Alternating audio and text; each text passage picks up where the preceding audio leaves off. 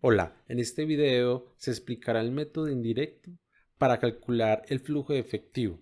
De forma implícita, calculamos el movimiento de efectivo en un periodo, pero no con todas las facturas o todos los movimientos reales, sino que de forma implícita parte de una utilidad neta, se hacen unos ajustes en unas cuentas y se reportan todos los movimientos del balance general. De esta forma llegamos al movimiento de caja. Recuerda que estamos calculando cuál fue el movimiento de la primera cuenta del activo. Y la primera cuenta es el efectivo o equivalente es efectivo, o también llamado disponible. Ese movimiento lo vamos a repartir también en tres categorías. Cuánto fue el movimiento dada la operación, cuánto fue por la inversión y cuánto fue por el financiamiento. De forma implícita, el método indirecto parte de la utilidad neta, se hace unos ajustes por depreciaciones, amortizaciones y además de otras cuentas que no están relacionadas directamente con la operación, como el pago de intereses financieros y los ingresos por inversiones o movimientos financieros. Después del ajuste de la utilidad neta con estas cuentas, llegamos a la generación interna de efectivo. Este esquema general vemos que de la utilidad neta del periodo sumamos gastos que no representan salidas reales de dinero, como depreciaciones y amortizaciones. Sumamos o restamos las cuentas que no están relacionadas con la operación, como costos o intereses financieros pagados y los ingresos financieros. Así llegaríamos a la generación interna de fondos. Y de aquí en este punto de generación interna de fondos o GIF hacia abajo viene las partidas del balance general. Todas las cuentas del balance general se deben integrar en este punto. Todos los deltas. Los deltas son los cambios, las relaciones absolutas, términos monetarios, que ocurrieron en el balance general de un periodo a otro. El criterio de ingresar en el flujo efectivo es esas variaciones de las cuentas, tanto positivo o negativo, se ve en esta parte de la izquierda. Si el activo aumenta es porque afecta a la caja, entonces debe ir negativo. ¿Por qué de esta forma? Por ejemplo, si los inventarios aumentan, eso ya sea que se hayan comprado de contado o que más adelante se efectúe el pago de este inventario, eso va a afectar la caja, ya sea que ya la haya afectado o que más adelante la va a afectar. Entonces, por tanto, todo activo que aumente va afectando la caja. Ese diferencial de aumento, ese delta, afecta a la caja, entonces debe ir negativo. En cambio, los pasivos y el patrimonio, como es un financiamiento, entre más altos sean estos pasivos, mayor es la caja. Entonces beneficias una relación directa con la caja.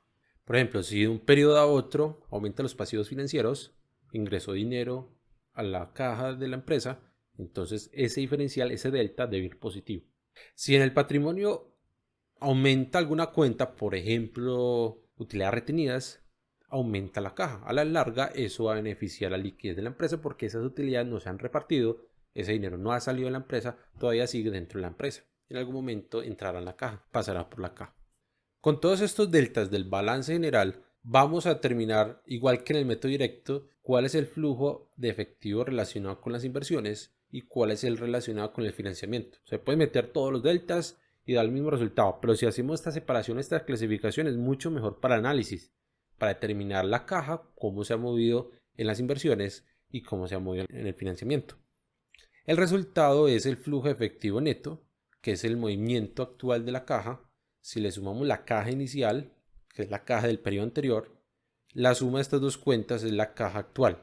Entonces la caja inicial es el periodo anterior, es el saldo inicial, le sumamos el movimiento del periodo actual que puede ser positivo o negativo y el resultado es la caja final del periodo que se está analizando. En el siguiente video se explicará estas cuentas que es de la plantilla de super sociedades que pueden utilizar cuando se descargan los estados financieros de esta página. Le queda mucho más fácil para clasificar estas cuentas y determinar el flujo efectivo. Acá tenemos que estas son las cuentas que hay que ingresar, algunas positivas, otras negativas y estos deltas. La función de estos deltas es que se calcula la variación de cada una de las cuentas del balance general, pero el signo viene condicionado a este criterio de la derecha. Aumento de activos tiene que ir negativo. En cambio, si el activo disminuye, por ejemplo, disminuyeron las cuentas por cobrar, eso beneficia a la caja. El criterio es que si disminuyen los activos, la caja aumenta, entonces debe ir positivo. Con este criterio, así llegamos al efectivo generado por la operación, después al efectivo generado por las inversiones y por último al financiamiento. Acá en el financiamiento tenemos que tener en cuenta los dividendos, los costos financieros y los ingresos financieros. Los costos e ingresos financieros son del estado de resultados. Los dividendos hay que calcularlos.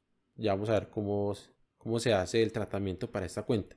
Algo nuevo que estamos viendo en este punto es el CAPEX, los activos fijos, en inglés se llaman CAPEX. Esa variación, ese cambio en los activos fijos, que es propiedad, planta y equipo más intangibles, puede ser positiva la variación o puede ser negativa. Si la variación es positiva, afectó la caja, entonces tiene que ir negativo.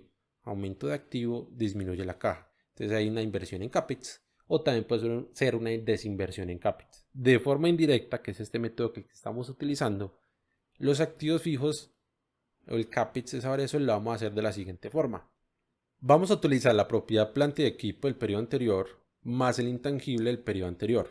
Esto es el activo fijo anterior, el CAPEX anterior. Restamos la propiedad planta y equipo y el intangible del periodo actual, o sea, el activo fijo actual, y eso nos va a la variación de activos fijos. Pero recuerde que contablemente en el balance general está registrado la depreciación y amortización. Es decir, las primeras dos cuentas, que son el activo fijo del periodo anterior, se le va a causar esta depreciación para el siguiente periodo. Ese es el valor contable de estas dos cuentas, que es el activo fijo. Le restamos los saldos finales y el resultado es el delta del CAPEX, que puede ser inversión en CAPEX o también puede ser desinversión. Por último, esta cuenta de dividendos, las ganancias acumuladas del periodo anterior, le sumamos la utilidad neta generada en el periodo actual. Si hubo reparto de dividendos, quiere decir que toda esta utilidad neta no se fue para esa cuenta, es un valor menor. ¿Cómo sabemos si hay dividendos? A la suma de estas dos cuentas le restamos el saldo final de ganancias acumuladas y si el resultado es diferente de cero, es un dividendo que se repartió. Las ganancias acumuladas del periodo anterior se le van a sumar lo que se generó en este periodo. Si le restamos el saldo final de las ganancias acumuladas, el resultado son dividendos. Si hay dividendos acá, en el flujo efectivo, ponemos un negativo, o si no, de cero.